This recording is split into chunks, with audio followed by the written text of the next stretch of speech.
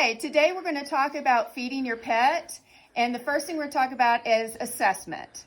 So I brought outside my indoor cat. He does get out periodically, but he's enjoying the outdoor air. But the reason why I brought him out to start with is with indoor cats, you're going to find they're going to easily gain weight because they don't get a lot of activity level. That's why we do some supervised him getting out and getting moving around, just because he can be a little bit overweight. When you're figuring out your food, you want to keep in mind their weight, along with some other things that we're going to talk about.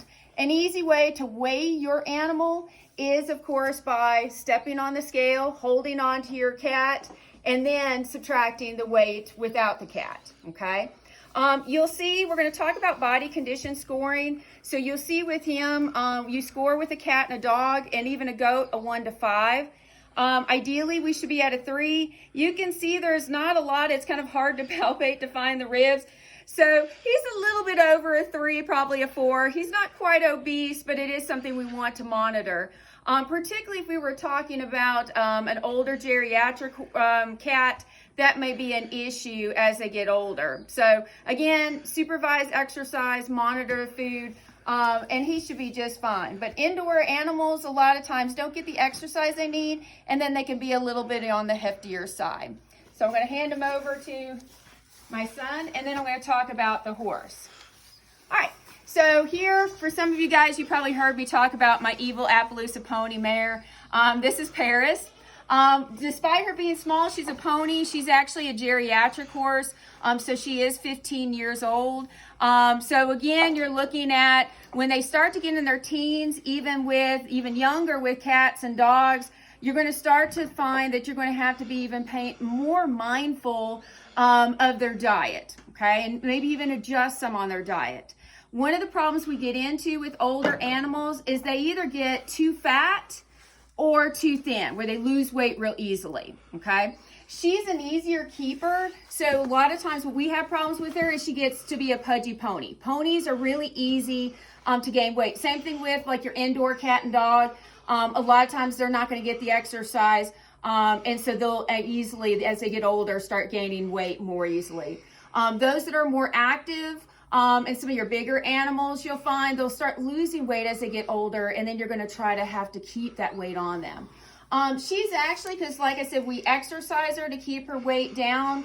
We don't want that extra weight on her. It's heavier. You know, that extra weight makes her hot during the summertime. It adds weight to her joints.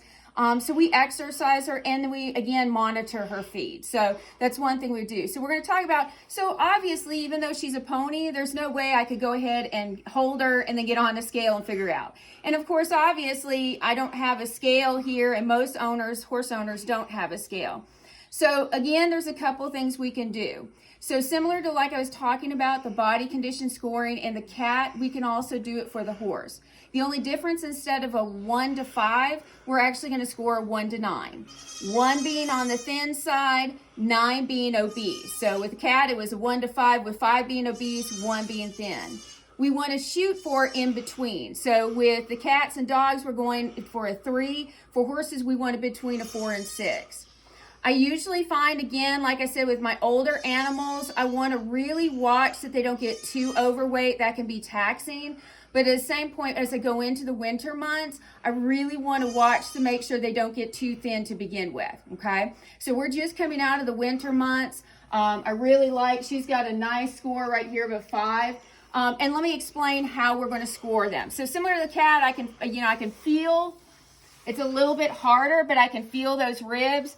I also, if I look across the top line, I can see or palpate those bony promises across the spine and hip. So I can palpate them. If I really had to work hard, so I was having to work a little harder on my cat to really get down deep in there, then that would be a higher score. If literally I could see it, we're going to talk about it, and I'll even point out an example of an animal where you can see the bony promises across the top. At that point, then that's going to be a lower score, okay?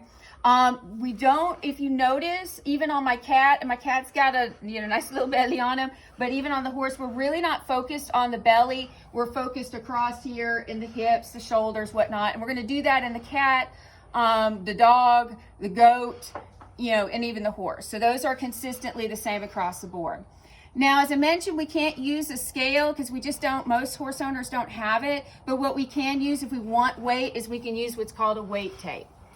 So this is an example. You can buy this at most of your feed stores, and it's what we call a weight tape. It's got on one side, I can measure the height. So if I wanted to measure and kind of figure out her weight, and then is that relative to her height, is maybe she a little bit fat because she's a lot shorter, I can go ahead and do that. So on one side, I can go ahead, it has it measured. We measure horses in hands, so it has the various hands there. So I can just go ahead and come down with the weight tape and then come on up, right up to her withers. And you can see she's right at 14.2 hands, okay? And that's pony height. So in one hand equals 4 inches. So again, I'm not looking for a really hefty horse that's this short. So if I did my weight tape and I had, you know, a 1,500-pound pony, that's not acceptable for that height. But if I was talking about, let's say, a big draft horse, that 1,500 pounds is very equivalent. So same thing, if you've got, let's say, a bigger cat that's like longer and taller and whatnot, then they may have a little more weight, but they're still not considered fat. That's where that body condition scoring comes in really well. So for the weight tape, all you do, and then I'm going to show you on goats how we can do that without a weight tape. We can just use a regular sewing type of measuring. There you go. So all we do, we're going to put it around the girth, and then it'll land right here. So she's a little bit under 1,000 pounds. So she's right around 1,000 pounds. So you can see 1,000 there, and that's acceptable for this height. If I was talking about, let's say, a much bigger horse, that would be underweight. So she's doing really well for her, and that's very important. She's an ex-reining horse, so she has some hock issues, so her back legs, she can get sore.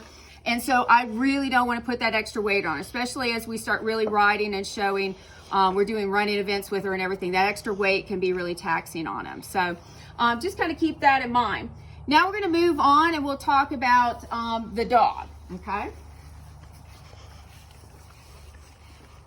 So one of the things I mentioned I used as an example our part border collie, and it's chewing on stuff.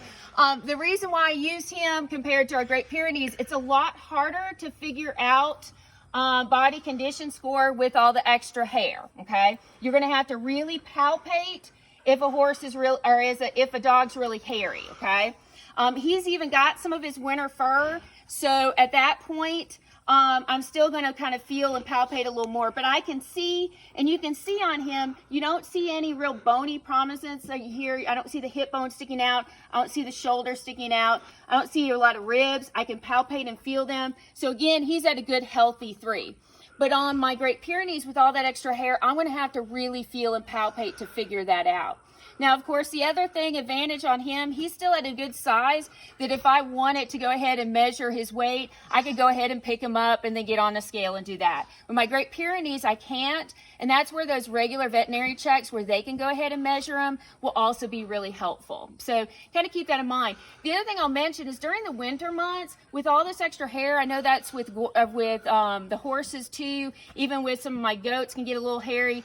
It's easy to miss that they're losing weight. And then what'll happen is when they start shedding, all of a sudden you realize your animal has been underweight over the winter months. So you do really want to make sure that you assess, palpate and feel, and just notice. If you really get in there and you can easily feel those ribs, even though it's real hairy, that can be a real concern there. So you do want to monitor on a regular basis. And we're gonna move on to the goats because that's really where I want to kind of point out to you where in a real quick instant you can easily lose a lot of weight. I know during the winter months, I know with my older horses, they can drop weight like literally within a couple of days period of time. You can start to see a difference. And it really, some of it's because you've got all the hair kind of hiding it, but other things, there could be some other issues there too, okay? All right, so we're gonna move on from here and talk about our goats.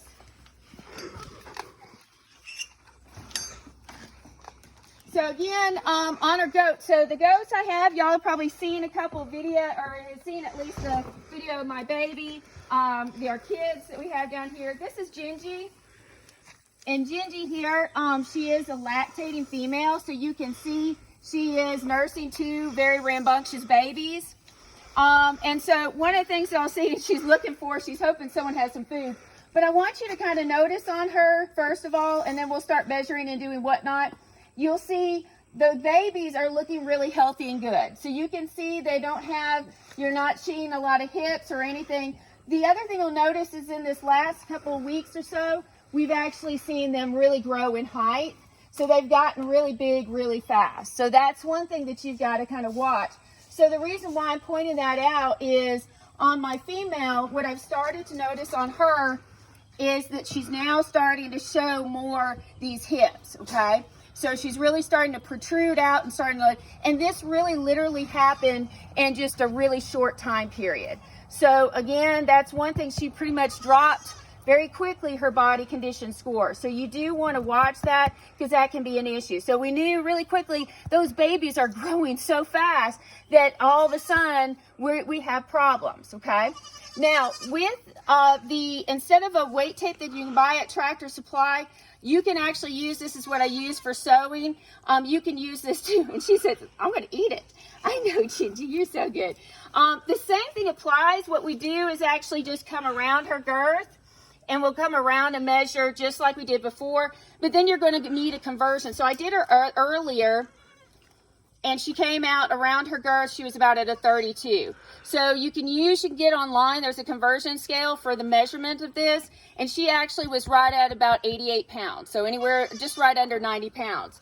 So that's something to kind of consider is I'm going to monitor her weight as I start to up her food to see if it's really helping. I'm also going to monitor to see on her body condition if those, you know, again, her ribs and spine and whatnot, you can see across her shoulder, she's starting to get a little thin, but especially the hips is where I notice it the most.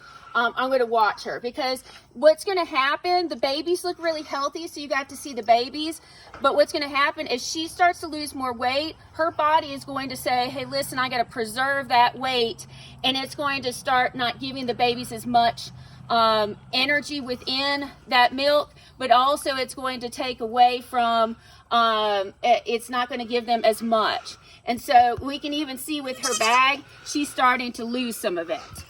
So again, we want to watch that as we are going through and working with and monitoring her. We want to watch that just to make sure, because then we'll start to see those babies, those really healthy babies, will start to lose some of that nutrition. So that's one of the things that we want to go ahead and watch.